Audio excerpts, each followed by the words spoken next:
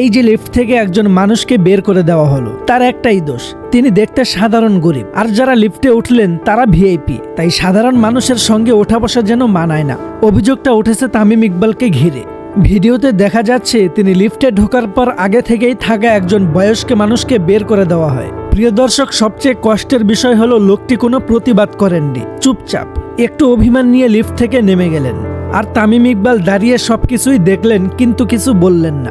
একবার ভেবে দেখুন, এই মানুষটা বাসায় গিয়ে হয়তো বলতে পারতেন, আজ আমি তামিম ইকবালের সঙ্গে একই লিফটে উঠেছিলাম, কিন্তু সেই সুযোগটাই তাকে দেওয়া হলো না। হয়তো তার নাতি নাতনিরা গর্ব করে শুনতো সেই গল্প, হয়তো সেই মানুষটার পরিবারে একটা আনন্দের মুহূর্ত তৈরি হতো।